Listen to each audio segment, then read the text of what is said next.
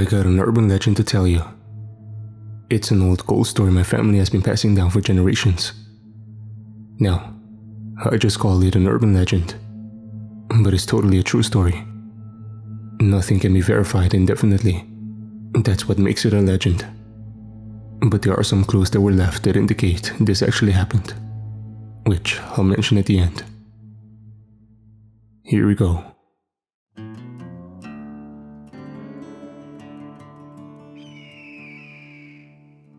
This story starts off in Nevada, and that's all I'm going to say about location.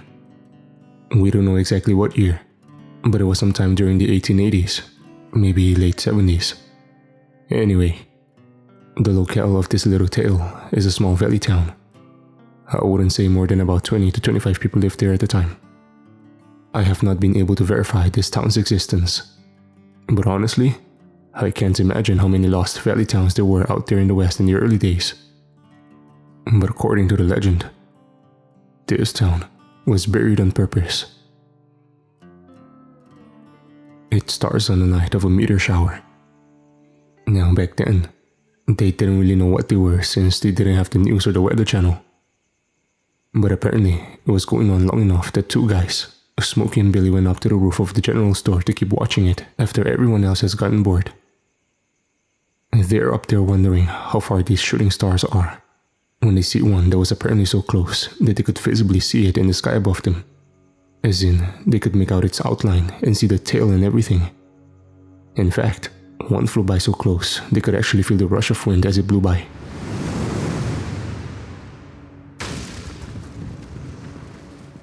They even witnessed it crash into the mountains with a huge explosion. It must have been a very small meteorite, since it didn't cause any massive shockwaves or leave any lasting impact. Well, that the general populace knows about anyway. The explosive boom brought the whole town outside. It was your typical western town, one main road with various buildings, etc. And everyone is out in the road with their torches, talking about what happened, who saw it, is it God Almighty himself come down from heaven, etc. Smokey and Billy tell everyone what they saw, and that one of the shooting stars might have crashed or otherwise landed in the nearby mountains. It looked like it had landed on a well-known to them mountain lake up near a small peak. Now, these mountains are miles away. It would take about half the day on horseback to get to the base of these mountains. But that is exactly what they decide they are doing. Smokey and Billy are joined by their friends Jack and Angeli, and the sheriff was going too. He was a real hard-nosed sheriff by how the story's been told. No nonsense, straight as an arrow, probably had an awesome mustache. So these guys are all excited about their little adventure when the town doc has to go and almost ruin everything. Doc was obviously the smartest guy in town. And if you can picture a doc from any western movie or show you've ever seen who seems to know everything, it's this guy. Anyway, he's telling them they need to be careful because this thing came from space and could have some harmful effects on humans, like toxic space fumes or spores or something. He also mentioned it was doubtful that they would find the actual crash site. It might look like it landed on the hidden peak, but it could be much higher and inaccessible. And the group didn't pay any attention, and Smokey says they'll bring Doc back a piece of the shrapnel. So, the next day, they gather their crap and head out. They're all armed, of course. They're cowboys after all. Besides, this was Indian country. Anyway, it only takes about half the day to get to the mountain base where the trail starts. They might have actually been there sooner, but they didn't ride hard. They enjoyed the open prairie, BSing with each other. They weren't too cautious either, not a single sign of any Indians. So, they reached the mountain base and start heading up the trails. They could still ride their horses about halfway up the mountain before they had to go out on foot. These trails have been walked before, so there was a makeshift horse rail at the trailhead that someone made at some point in time where it got treacherous for horses. The trail got steep, but this particular area was pretty heavily wooded as well, so even if the trail wasn't as steep as it was, there's no way the horses could make it through the woods. Since they didn't want to leave their horses alone for too long, they decided to camp here for the night. They set up a campfire and did the actual bullcrap people did. Told some stories, ate some food, then hit the sack. They woke up early the next morning and set out on the hard part of the trail. It was hard work getting up this trail, but boy was it worth it to reach the lake they were headed to. Anyway, as they got closer and closer, Smokey, I think it was him, apparently looked up at one point and noticed the trees were getting shorter and the sun seemed to be getting brighter. "You guys, look up. Look at some of these trees. The goddamn tops have been sheared off." This gets the guys all excited as they stop and look up and take it in. Jack especially is all giddy about how close they must be getting. Angeli is the furthest back and apparently calls out, jokingly, "Whoever gets there first, find a good rock to take back to the dock." That son of a bitch. Now, the peak where they were headed was kind of an oasis. There was a medium to a large-sized lake completely surrounded by the mountains and trees. There was only the one trail that led to this lake in the mountains. There would probably be some kind of resort there nowadays if it was still accessible. Anyway, the meteor had indeed crashed exactly where they had thought, right into the middle of this resort-like lake.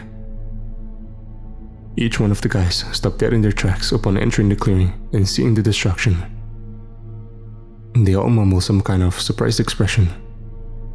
"Jesus H. Christ, driving a horse-drawn buggy," Smokey murmurs. "I guess we won't be coming up here anymore," the sheriff says. There was rubble littering the area from the impact. I mean, this place was trashed, completely destroyed, and the lake itself was finished, as one of the guys apparently stated. There are pieces of rock everywhere. There's trees destroyed and tipped over. There's broken trees still smoking from small fires that put themselves out. But what was most interesting is what was in the lake itself.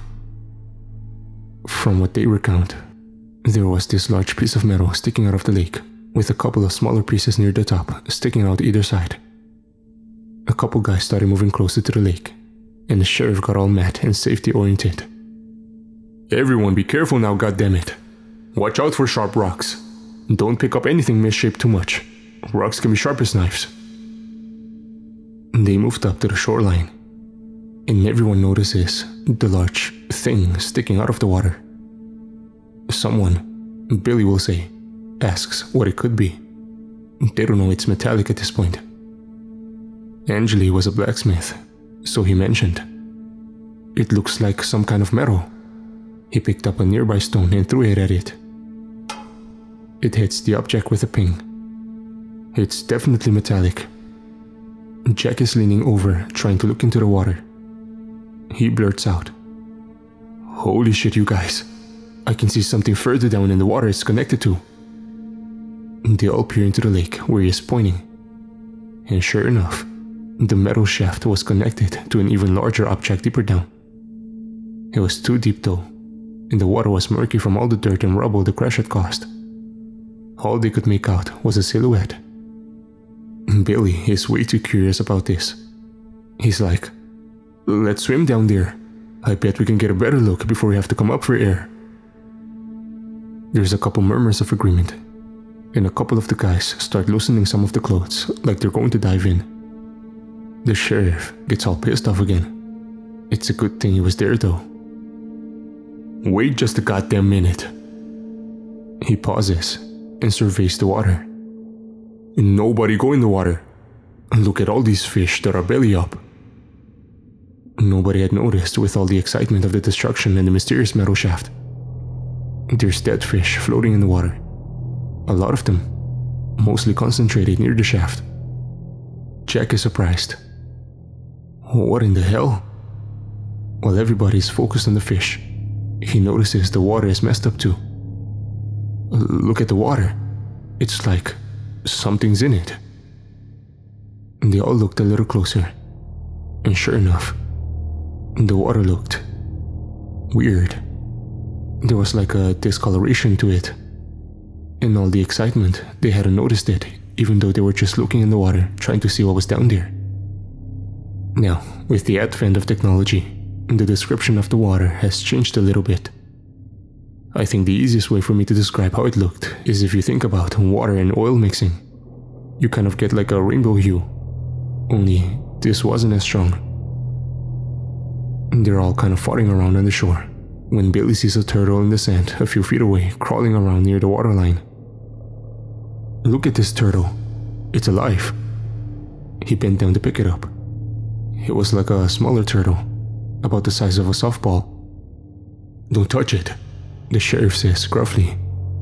It's too late. Billy picks it up and finds it has a coating of whatever was in the water. Smokey gets all pissed off this time. "God damn it now. Look, you got that shit all over your hands. God damn it now. Look, you got that shit all over your hands." Billy was holding the turtle in his left hand, while he uses the right to make fists and run his finger over the thin substance. Apparently, it had a silvery hue to it out of the water. He describes the feeling to the other guys, saying, "It feels slippery. It doesn't burn or hurt at all." Angeli doesn't like this either. He yells at Billy too. "Don't touch your goddamn mouth. In fact, just put the goddamn turtle down and wipe your hands.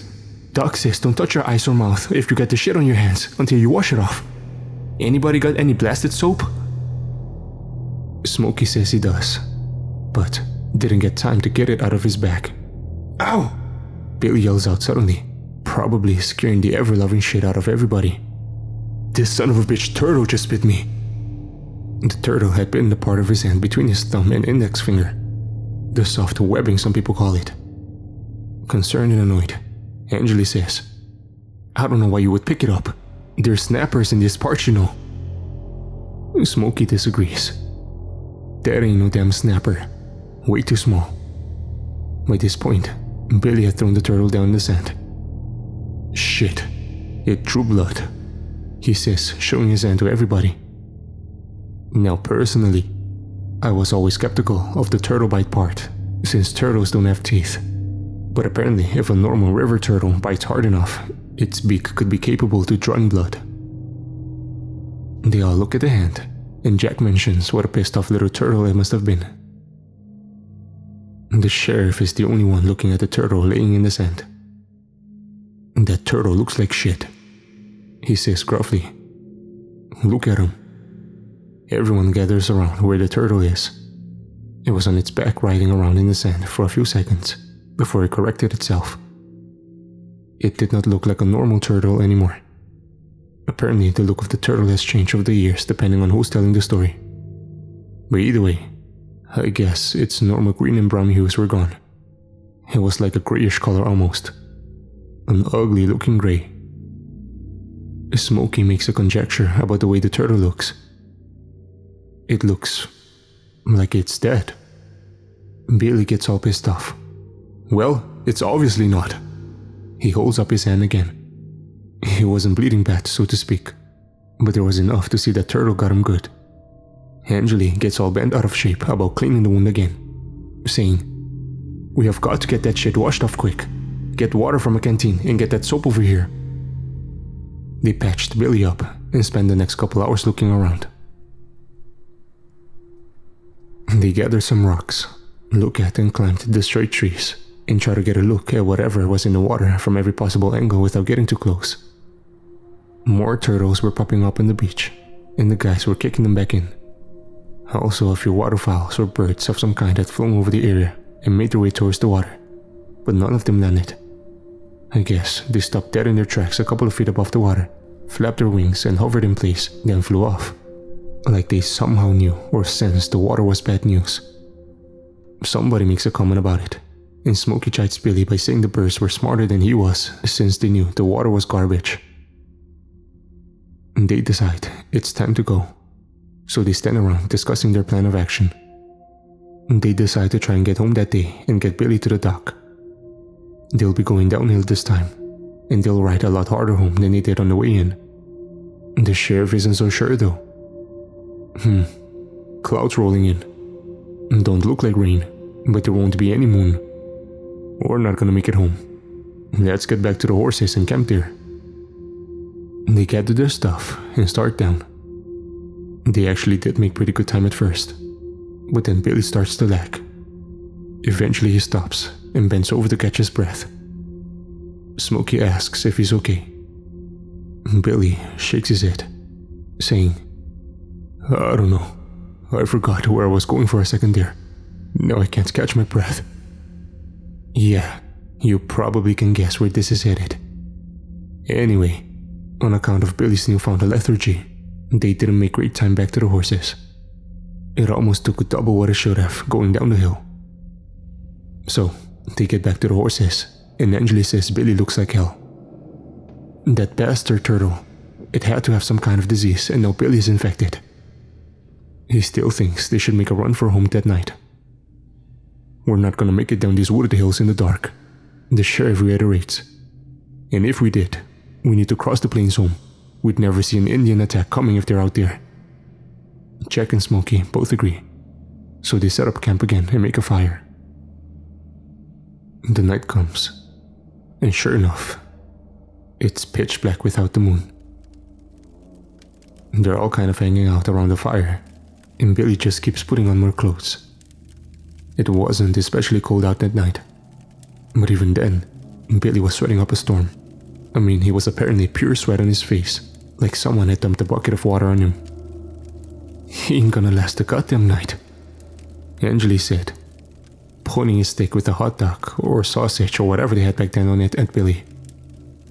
I'm telling you, we should have tried to get him home. There was mumbling and murmurs from the rest of the guys on what they should have done. At that point, Billy kind of stands up, steps away from the fire, then lays himself on the ground. Apparently, it looked like he just fell, but he had laid his blanket out on the ground like he was going to bed, so nobody really knew what to think. Night, Smokey says without turning away from the fire. The guys stay by the fire, but after only a few minutes, Billy starts moving on the ground. He rolls back and forth for a few seconds, then full-on starts convulsing. Jesus H! Smokey yells, throwing his sausage down. The rest of the guys all huddled around Billy. None of them even knew what a seizure was, so they didn't know what to do. Help him for Christ's sakes! Jack yells. Hold him down, the sheriff hollers. He's gonna hit his head. FYI, never try to hold down or prevent movement from someone seizing. But like I said, they didn't know what was going on. After what seemed like an hour, it was really only a couple of minutes. Billy stopped seizing, letting out this raspy groan, which probably let all the air out of his lungs, then stops moving. Billy! Angeli slaps his face. Jesus Christ, Smokey says. He's stone cold. He was holding Billy's non-bitten hand. After a minute or two of trying to wake Billy up, the sheriff speaks up. He's dead. Nobody can believe it. He didn't look good, Jack stammers. He looks like that damn turtle, Angeli says gravely. Billy was looking pale. Not so much gray, I guess. But over the years of telling this tale and each generation making their own conjectures, I like to say that Billy looked like the life had left him before he even died. But you're not supposed to look that color as soon as you die is the thing. It takes time for life to fade out of somebody's body after they die. The sheriff lets out a long sigh. Alright, listen up. He was fine this morning. That turtle bit him, and now he's dead. Nobody touched the body. If you did, wash your hands right damn now. Wrap him up in the blanket and slide him away from where we'll be sleeping. We need to get his body to the dock for an autopsy.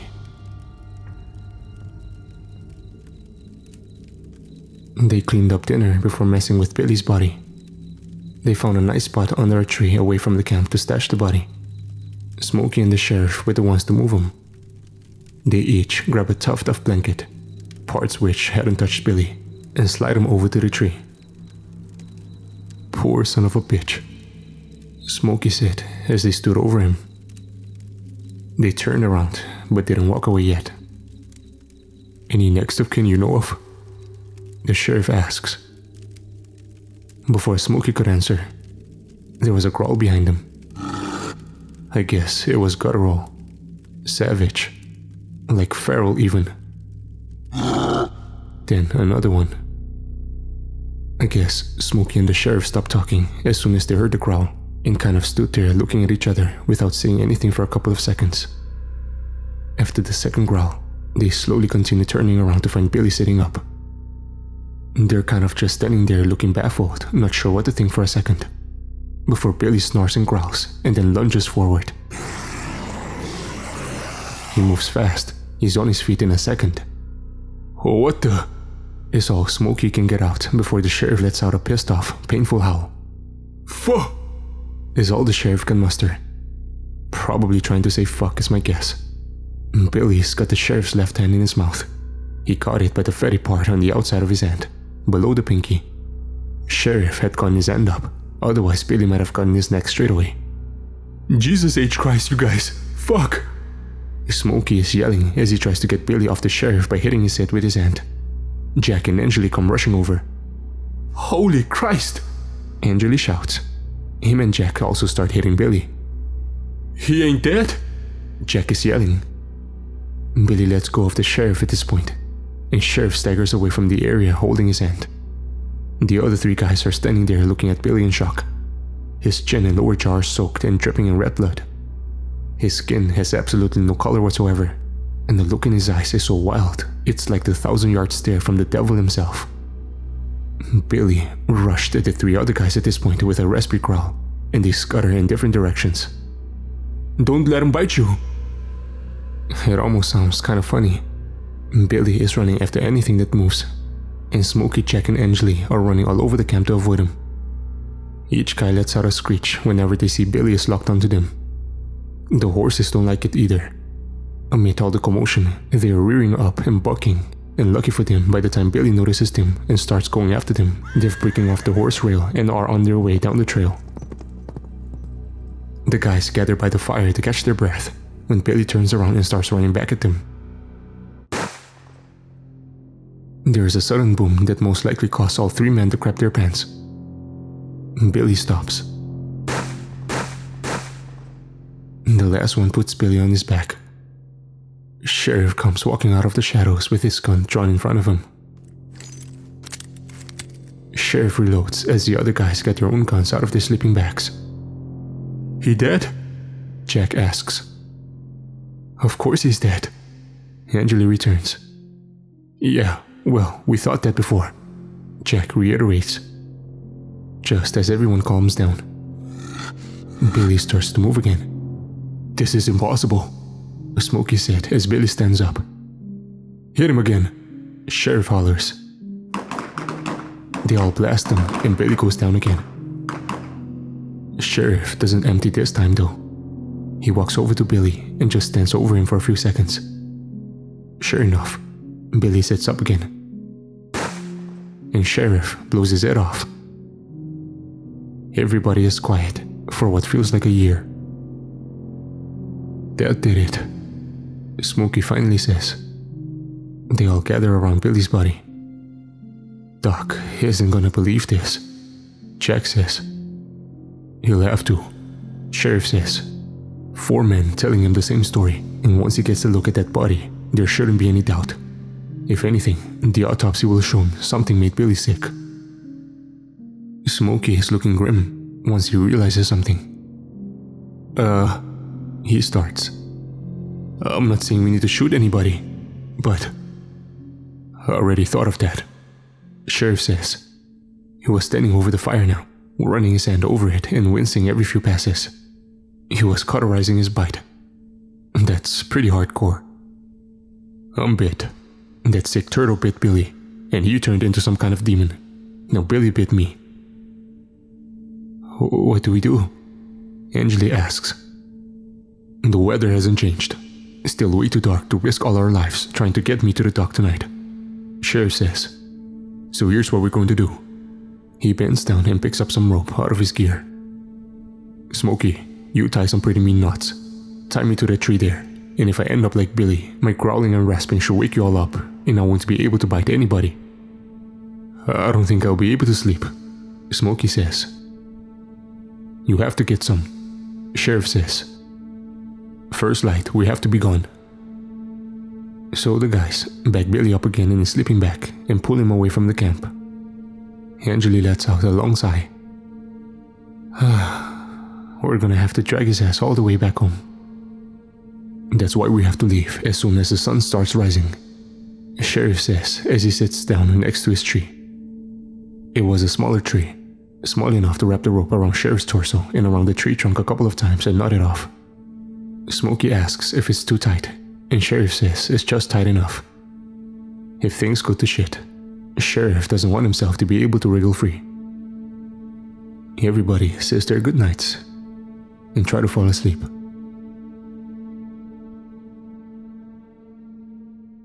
It's hard to say if anyone actually got much sleep, but Smokey is up first. He jolts awake nervously and finds the sun is on its way up. The clouds have cleared out, so he wakes everybody else up. They all kind of panic as they look over to the sheriff. He's sitting there, still tied up, with his head slumped down on his chest. He dead? Jack asks. Sheriff raises his head and looks at the guys. I ain't dead yet. How do you feel? Smokey asks him. My hand hurts like hell, Sheriff returns. It's been hours, Angeli says. By the time Bailey was looking like hell, you look. You still have color. Maybe it didn't transfer from Billy, Jack offers. Sheriff tells them they don't have time to figure it out now. That's the doc's job. So, they gather their crap up and head down the trail, dragging Bailey behind them tied up in his sleeping bag. They have a stroke of luck here, something they sorely need. Dragging Bailey downhill made it easier, but when they get down the trail, they find the sheriff's horse just hanging out a couple 100 feet out into the prairie, drinking from a small ditch. He whistles and he comes running and they strap Billy over him. They head for home as fast as they can.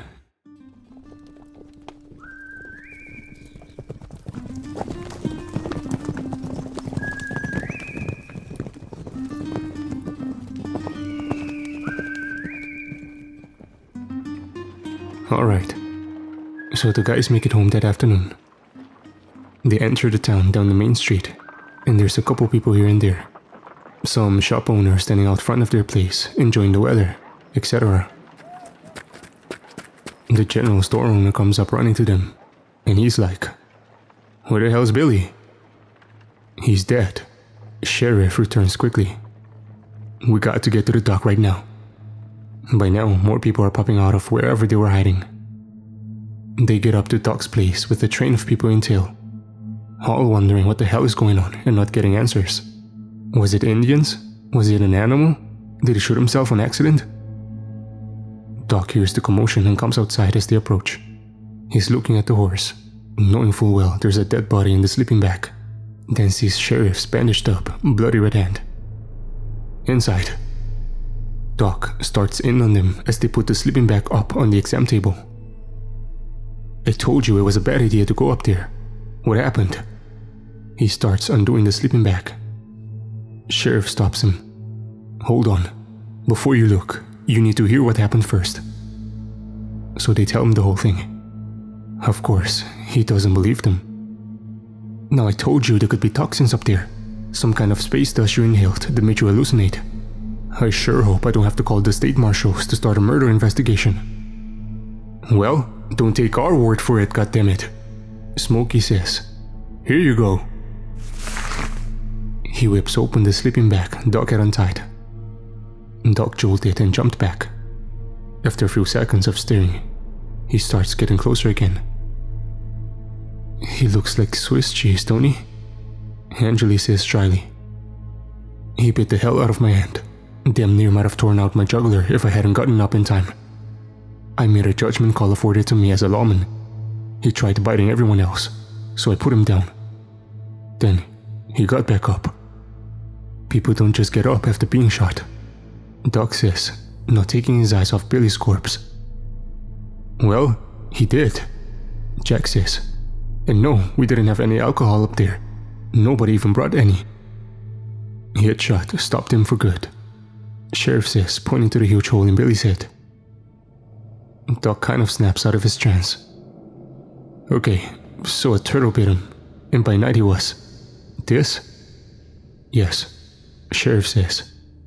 "There was something in that water. Turtle was covered in it." I'm gonna need that turtle to find out if it was carrying some kind of infection, Doc says. Doc and Sheriff start playing the who has more authority card. Nobody's going back up there, Sheriff says. Too dangerous. Whatever that turtle had, it's safe to say Billy did too. Doc is staring at Billy again. It's like he's been dead for weeks. This happened overnight. Sheriff, it's bit too Doc, Smokey says. He kind of says it with dread in his voice. Doc checks out his hand. That's quite a bite. Nice work cauterizing it. I've got something to start you on. Not sure if they'll help you though. The rest of the guys murmur quietly. Thought it looked worse yesterday. Smokey ponders. Why doesn't he look sick? Jack asks. Doc goes into a long spiel. There could be several reasons. I said the drugs may not help because it sounds like whatever was transferred to Billy is probably infectious. A couple of things can happen when it comes to any disease. 99% of people will get infected, get sick and show signs, and be contagious and fall prey to whatever the disease causes, up to death depending on what it is. The other 1% could be 3 different things. First, you could straight up be immune. For whatever reason, it's not able to overcome your immune system. You won't show signs, you won't be sick, and you won't be contagious. I hope he's immune, Angela interrupts. Doc doesn't miss a beat. The second thing is, you could be a carrier. That means you're infected, but you don't feel sick and you don't show symptoms. You are still contagious, however. How do we know if he's immune or carrying? Smokey asks. I'll have to do some tests, which takes time. What's the third thing that can happen? Sheriff asks. Well, we don't have to worry about that one, since you would already be shown. But the last thing that can happen is that you completely change. Once it enters your body, within hours your body could start changing physically. Muscle tissue overgrowth, skeletal growth or shrinkage, severe decrease or increase of mental function.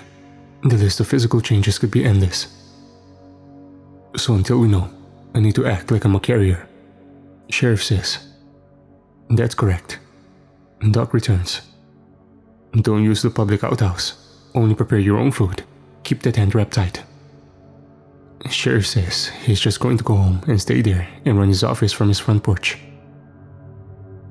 So they all leave the Doc's place as he gets ready to do the autopsy on Billy. Doc only has one nurse with him, but she was more like an assistant than an actual nurse. They glove up and get their table ready. It's at this point that the shit really starts. And honestly, it was a complete freak accident. At this point, Doc instructs the nurse to remove Billy's teeth for dental records, while he examines what's left of Billy's brain. Doc has a suspicion that whatever made Billy sick specifically affected his brain, given he apparently went insane and tried to attack everyone. Doc was also interested in the brain because that was what eventually stopped Billy for good when he was shot there. Okay, Doc starts. So, his brain appears to be covered in a foreign substance of some kind. Most of the blood is coagulated and dried, but this appears to still be moist. I can verify it is silver in hue. He's telling the nurse so she will be able to help him write his notes. Now, this next part is what screws everything up. Doc is poking around the brain, and he must have hit a nerve of some kind. Whatever he hits causes Billy's jaw to close hard and quick. Remember what the nurse was doing? She was trying to pry his teeth out. Despite being dead, Billy manages to bite the nurse's finger hard. She lets out a cry, and Doc gets all worried. It didn't break the skin, did it? He asks hurriedly. They both make a huge mistake here. The nurse lies and says it didn't break the skin. It did. Doc also doesn't ask to look at it. He can't seem to pry himself away from Billy's carcass. The nurse says she's just going to wash her hand real quick to be safe, and Doc lets her. She comes back with a band-aid on her finger, but since the gloves were opaque, Doc doesn't notice. Doc moves on to the torso and cuts Billy open. There's silvery shit everywhere. It was definitely in his bloodstream. I think I might be able to isolate a sample. They wrap up what they're doing after a couple of hours, and the nurse goes home while Doc writes his notes. It's dusk by now, so everyone will be hitting the sack before long. Doc is up all night though. More on that later. That was also the last night in the town's existence. Angeli, Jack and Smokey had gone out looking for their horses after leaving Doc's, but didn't have any luck. They decided to check up in a small hut a couple miles outside of town. It was getting late, and the person who had owned that house had died a couple of months prior. Anyway, they wake up early before the sun is even up and decide the horses are long gone, so they should just head back to town. The sun is starting to come up when they reach town, and they can see before they even get there a lot of people already up and walking around town. Smokey thinks this is strange, saying, "And I thought we got up early. Seems like the whole town is already up and at 'em." They get to town and the sun is up, but it was just dark enough that they didn't notice what was going on. Jack sees a guy he recognizes and calls out, "Hey Mac!" Mac stops and turns around, and the three guys all stop dead in their tracks. Half of Mac's face is gone. All that's left is half muscle tissue, and half of it straight down to the bone. The rest of his body isn't much better. He starts shambling towards the guys. Not a full-scale sprint, but not exactly slow either. "Holy shit! It's Brett!" Smokey calls out. Nobody else has time to call out. Smokey and Angeli retreat while Jack stands his ground and shoots Mac. "His head!" Angeli yells. Mac goes down with a boom. Everyone else on the street turns their attention to the guys and starts shambling towards them. Some were missing all assortment of limbs, from fingers to hands to arms. Most were missing large chunks of flesh. Apparently one in particular had no flesh left at all on their head, and it was just a skeleton head on a decayed body. "The whole fucking town?" Smokey yells. They all shoot off a couple rounds before realizing the whole town is gone. Now, they don't know anything about what happened during the autopsy. But remember the nurse? Yeah, she went off somewhere and died during the night. The bad news was, she was living in the town inn for the time being since the lantern had tipped over and started a small fire where she lived. Anyway, nobody knows who she bit first. But you know how it goes. She ate someone, then they came back and ate someone else. The whole town was probably gone within an hour. "Run!" Angeli yells. They scatter as the horde approaches. Smokey and Angeli duck into the saloon while Jack disappears somewhere else. "What do we do?" "I don't know. Don't make any noise. Shut the hell up," Smokey whispers loudly. It was too late. A couple zombies were already heading towards the saloon. "Upstairs!" Smokey yells. They hear a couple gunshots outside, probably from Jack. They start upstairs and almost get there when the door to the room at the top of the stairs flies open and a zombie snarls and tackles Angeli, who was going first. Angeli and the zombie fall back, while Smokey reacts and backs up against the banister. They tumble down to the bottom of the stairs. It's a grisly sight. The zombie starts eating Angeli right away. He hits it a couple times and tries to get a shot off. But by this time, a bunch more zombies have burst through the saloon swinging double door. Smokey gets upstairs and realizes he's cornered, so he steps over the railing and jumps down to the bar. He quickly jumps down behind it. What has been described as Angeli getting eaten sounds pretty awful. Smokey sees a zombie a couple feet away with an arm, and another one has his leg nearby. The screams before being cut off in a gurgling grunt sound like something you simply can't unhear. So Smokey is hiding behind the bar, wondering what the hell he is going to do. It sounds like the zombies have picked Angeli clean, though they seem to just be shambling around. It's like they forgot he was there. Smokey morbidly thinks to himself, Angeli isn't going to look too good when he rises back up. Smokey hid for what seemed like an eternity when he heard loud footsteps coming from the doorway. It was definitely hoofs.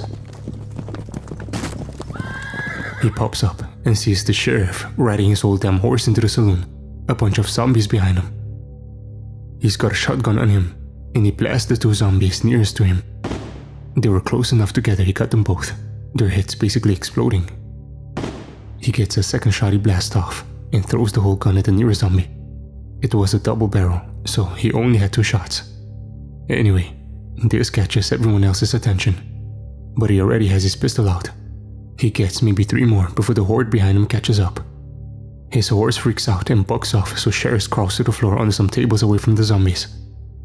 It's kind of sad he's able to escape because they got his horse. "Out the back!" Sheriff yells at Smokey. They scurry out the back. "What happened?" Smokey yells. "I don't know. I came into town to see the doc and found everyone was like Billy.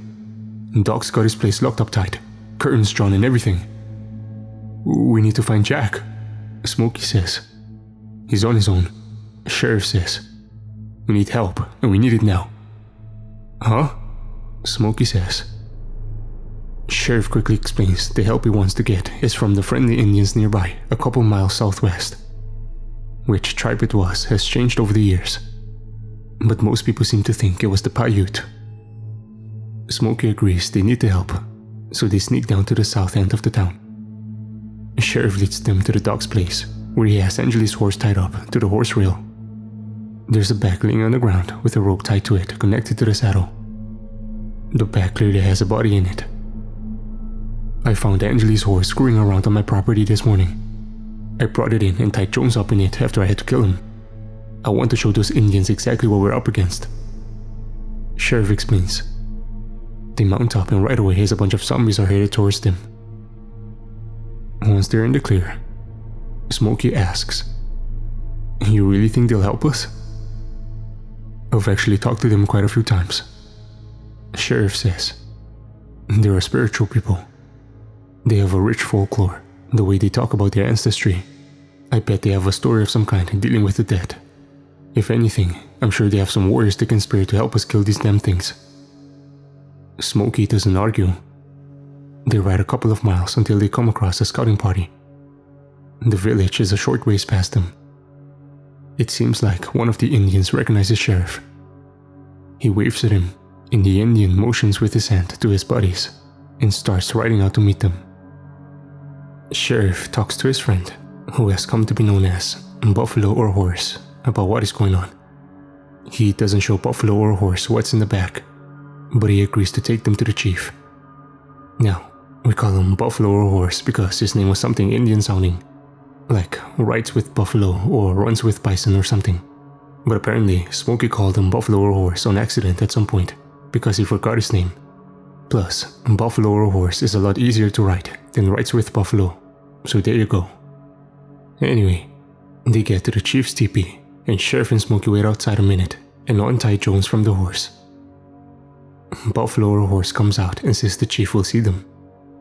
They go inside, dragging Jones behind them, and see the chief and what must be his council all sitting on the ground. The chief says something in their native language. "Why have you come? And what do you bring with you?" The person sitting next to the chief translates.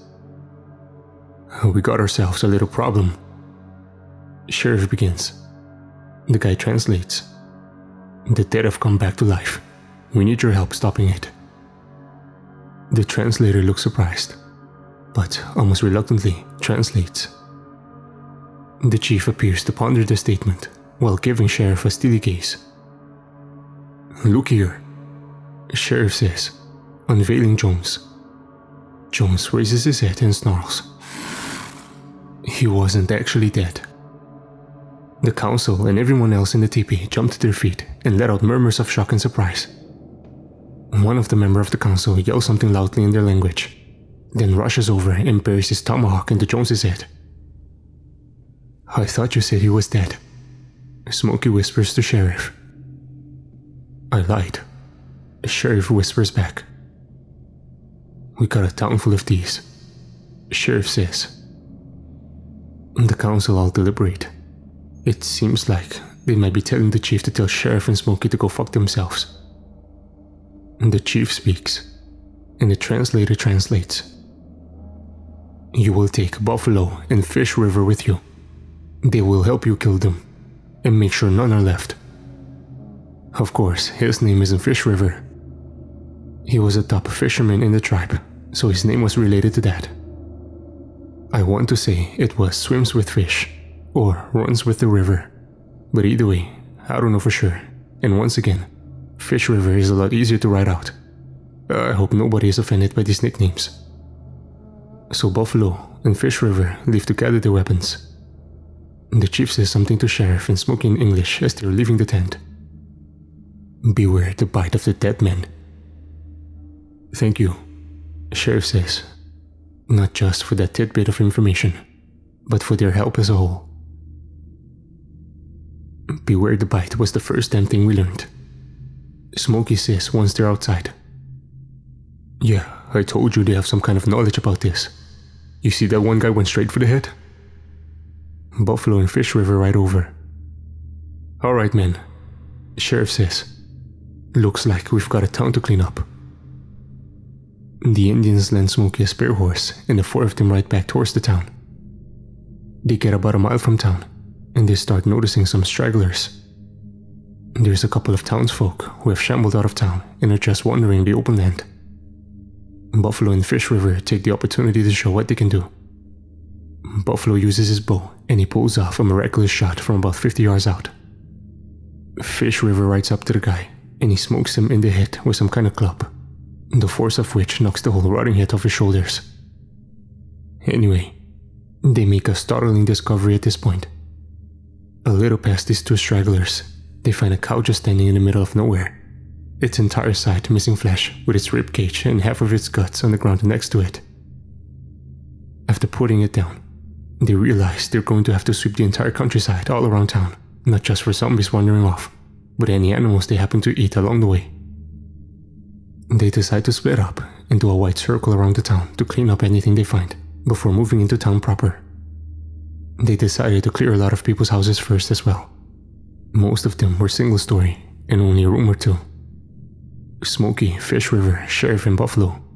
They start at the south and right their way to the north of town. They find a couple of stragglers they put down.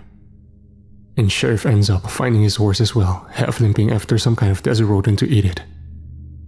It was probably nice for Sheriff to be able to put him down for good, in a morbid kind of way.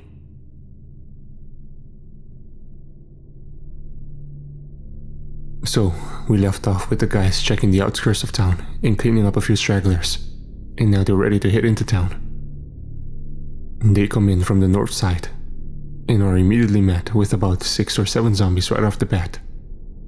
Buffalo and Fish are quiet about it, but Smokey up and just blows someone's head off, which obviously attracts everyone. They get off their horses and slap their ass and holler to get them to run off for the time being so they don't get eaten. Then they duck into the inn since it's the nearest building. Smokey grabs the cavalry sword that's hanging on the wall as a decoration. Immediately, inside the building, there's 2 zombies standing at the main desk, which Fish promptly slices up one of them while Smokey uses his new sword on the other. Might as well clear this building first, Sheriff says. Check every room.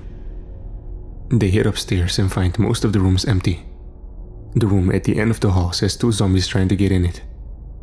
They're just walking into the door repeatedly and hitting it softly with their hands, all the while growling and hissing. Hey, that's the doc's nurse. Smokey points out one of them. Remember, they don't know she started it.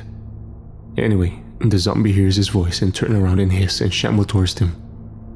Buffalo chucks his tomahawk and takes down the nurse. Sheriff uses his bowie knife on the other one. Somebody out there? A voice calls from inside the room. The guys all look at each other. Yeah, Sheriff returns. Hey, that Jack? Smokey asks excitedly. Yeah. They hear what sounds like Jack moving a bunch of stuff away from the door.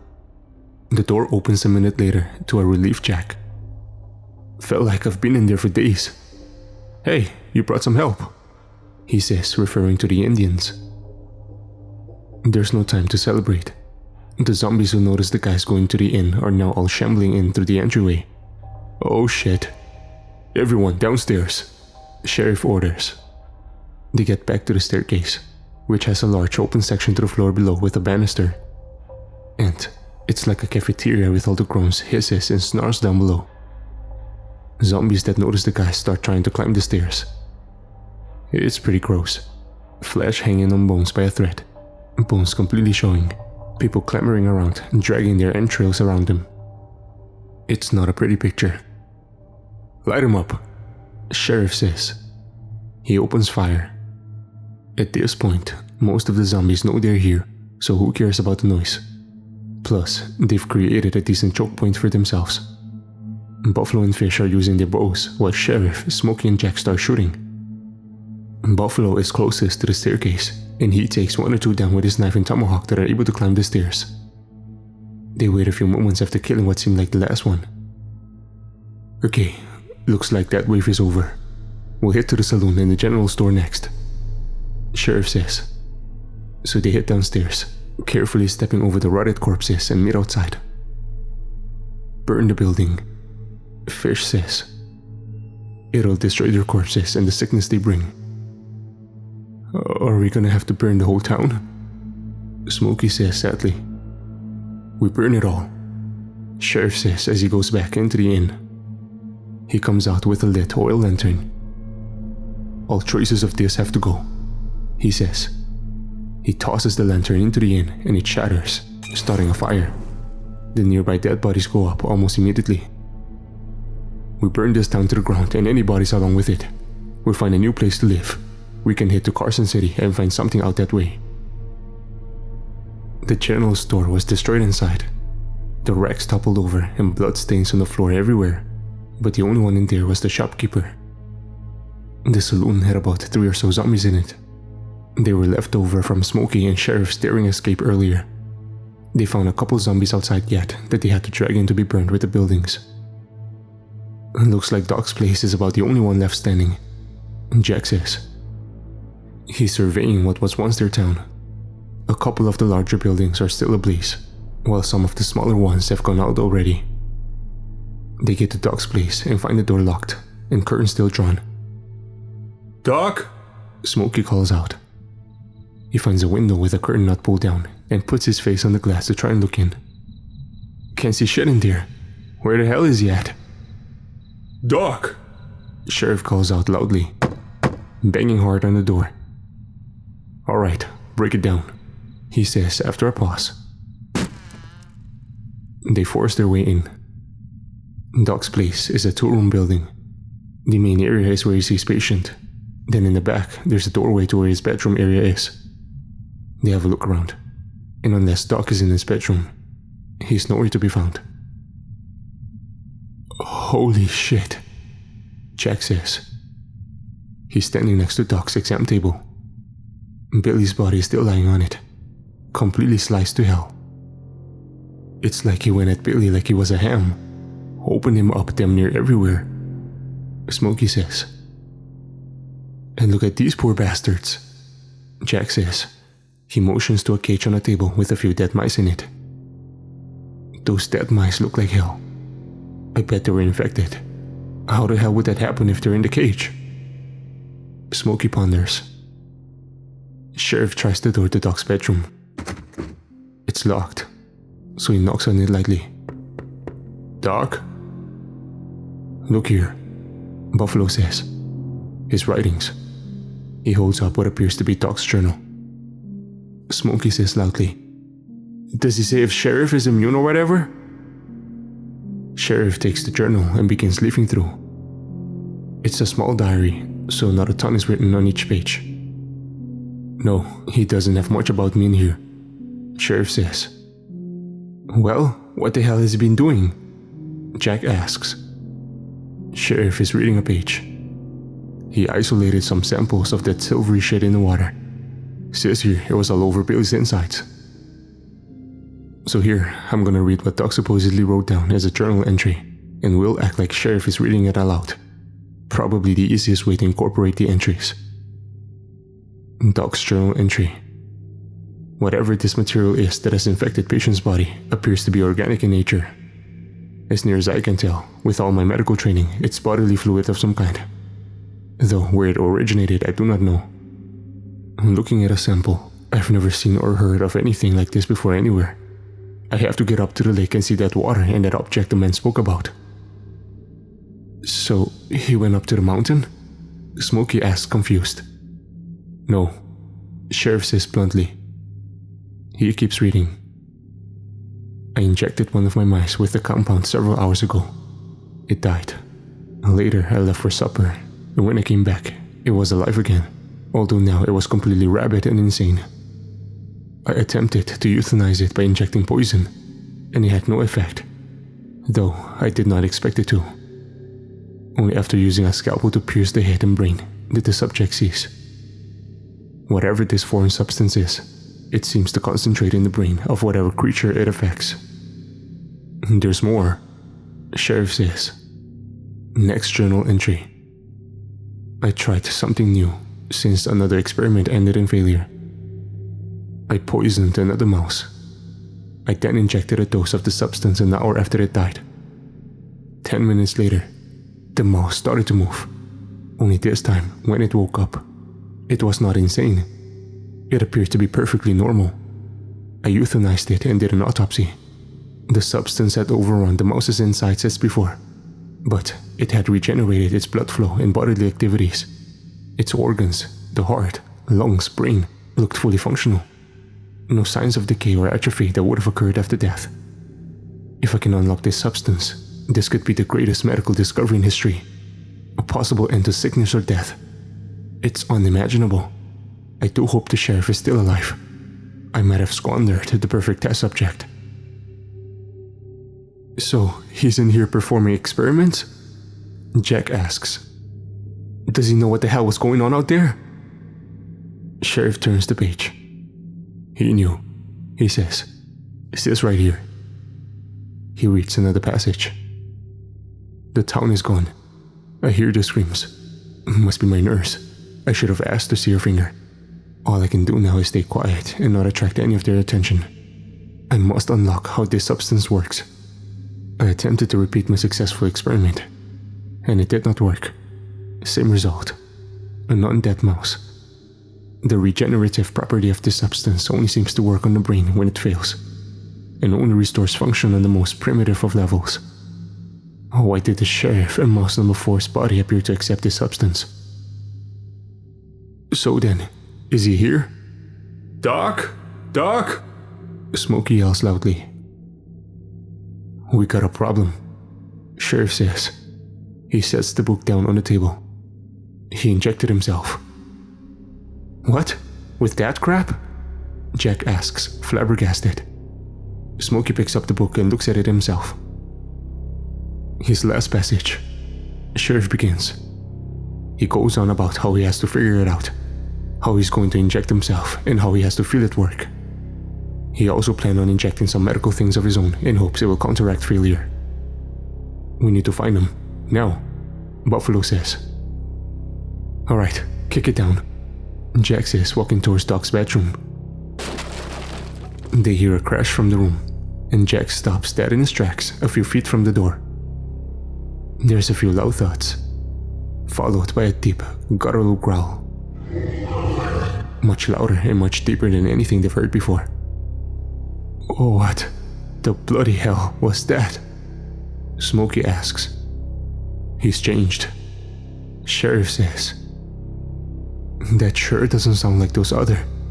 Smokey starts. He doesn't finish his sentence. A gigantic creature smashes through the door, taking most of the wall with it. It has to be nearly 7 feet tall and bulkier than a semi-truck.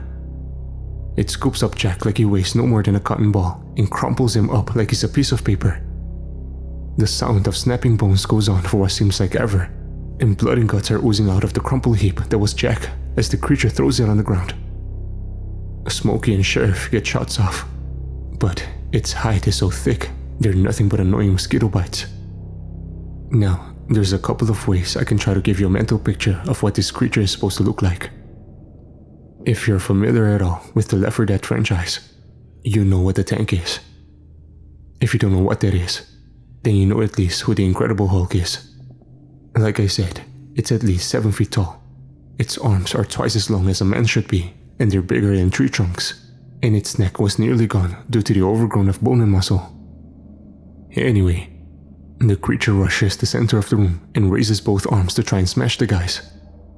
Sheriff, Buffalo, and Fish hightail it outside, but Smokey has to dive out of the way as the creature destroys the exam table and Billy's body. Each step the creature takes sounds like thunder on the wood floor. Now, when the creature raises arms up to smash, they went through the ceiling, which is probably what saved Smokey. The ceiling caves in and disorients the creature, giving Smokey time to rush behind it and get out of the door. "Jesus Christ!" Smokey yells. "What the hell is it?" "That's Doc," Sheriff says as they run back into the remains of town. "It can't be," Smokey returns. "Shit, we burnt everything to the ground. There's nowhere to hide." "It's Doc alright," Sheriff says. "Remember what he said? It could change a person, make them grow bigger like that." Doc smashed his way out of his office, bringing down the rest of the building and started making his way towards the guys. He doesn't have super speed or anything, but he was much faster than the zombies. Buffalo shoots arrows at it, and it bounces off. "Any ideas?" Smokey asks, seemingly preparing for the deaths. "Yeah, actually," Sheriff says. "We'll lead it to my house. Just need to stay ahead of it." They headed west out of town towards Sheriff's house. They keep a brisk pace ahead of Doc until Sheriff's house is in sight, and Sheriff runs into his barn. The rest of the guys rush in behind him. "What's the plan?" Fish asks. Sheriff pulls a stick of dynamite out of a barrel in the barn. "I'm gonna blow him sky high. I got 2 horses in the back there. You guys get them ready." So Smokey and the 2 Indians take the horses out the back, while Sheriff waits for Doc. Doc seems to pick up pace a little, while Sheriff lights the dynamite. He drops the stick on the ground and hightails it out the back. He catches up with the guys behind a couple of trees, and they cover their ears as the stick explodes, destroying the barn and hopefully Doc.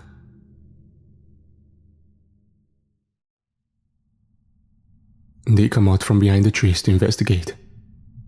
They see one of Doc's now massive arms sticking out from under a large pile of rubble. They got him alright in the blast. They got him good. So everybody is standing there kind of relieved. And Doc's arm moves. "Oh fuck," Smokey says. Doc starts rustling even more as the rubble pile begins to move as well. "Anybody got something else in mind?" the Sheriff asks. Doc's rising up out of the pile by now. "Actually, I might have one," Smokey says. "That blast gave me an idea. The old silver mine a couple miles north." "Time to go," Fish says. Doc is back on his feet by this time and seems to be regaining his bearings. They saddle up 2 per horse and start riding north. "We get to the mine. There's all kinds of TNT still in there," Smokey yells. "We bring the mountain down on his ass." "Great thinking," Sheriff hollers back. And they ride to the old mine, making sure Doc stays behind them. I'm not sure if the blast pissed Doc off, or he was used to his new body now, but he's running full scale. If they hadn't been on horses, they'd have been overtaken. They pick up the pace as the old mine comes into view. "I guess the question is," Smokey begins, "how do we get him in there, keep him in long enough to blow the TNT, and all get out safely?" "We don't," Sheriff says coldly. "Huh?" "We lead him in there. You guys get out the side tunnel. I stay and blow the mine," Sheriff explains. "No time to argue. Listen, I've got it in me. The sickness. Remember what we said. It all has to go." "But you could be immune," Smokey says. "Doc never ran the test. We don't know if I'm immune or a carrier. If I am a carrier, I can still transmit it, even on accident. As long as I'm alive, this thing still exists." Smokey tries to argue some more, but Sheriff won't have it. They all gather at the mine entrance as Doc comes barreling up. He picks up the pace when he sees them and lets out a deafening roar. Smokey and the Indians run ahead and get the TNT ready. They make a huge pile and place a couple bundles strategically around all the exits. They lit the fuses back to the center of the room, where Sheriff will be able to quickly light them all. "You guys head on out," Sheriff says. They can hear echoing roars coming from the tunnels. "You guys need to make the mountain trail impassable. Whatever way you can, make it so people can't ever get up there again." They quickly say their tearful goodbyes and haul ass down the second tunnel. They're just about back outside when there's an earth-shaking, deafening explosion which knocks them to the ground. Smokey turns and sees the mine coming down on itself. Buffalo helps him to his feet, and they get further from the entrance and clear off the dust. They check the main entrance as well as the left side tunnel to make sure the mine is sealed off completely. Sheriff had brought thousands of tons of rock down on himself and Doc. There's no way Doc survived that one.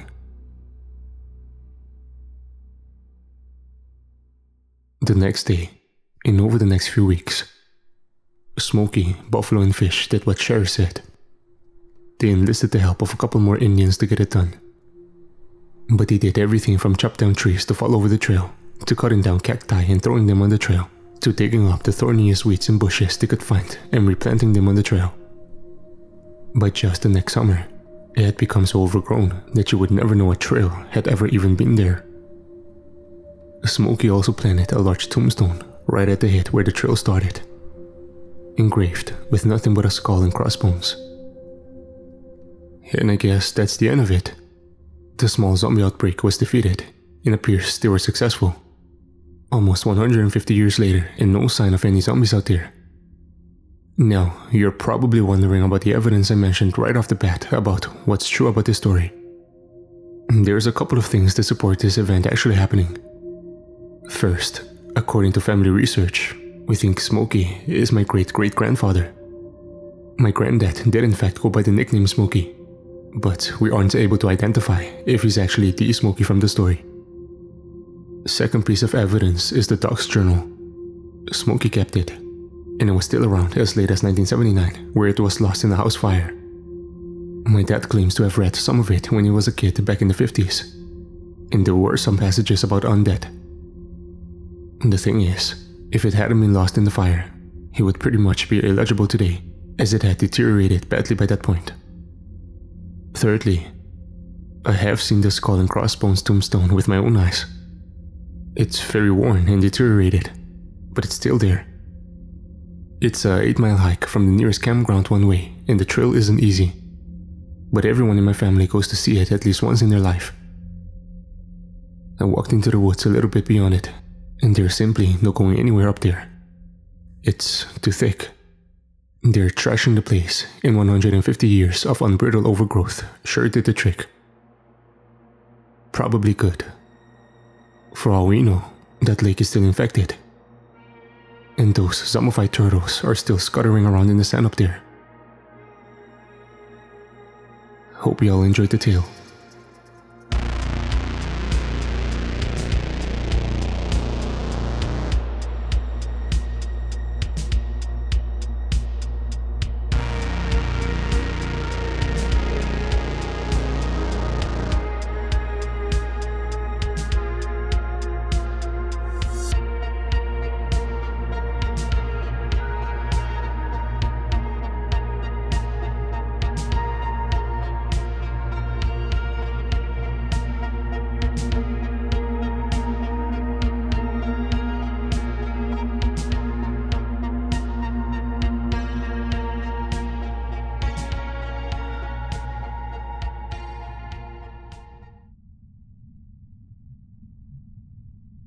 Quick epilogue.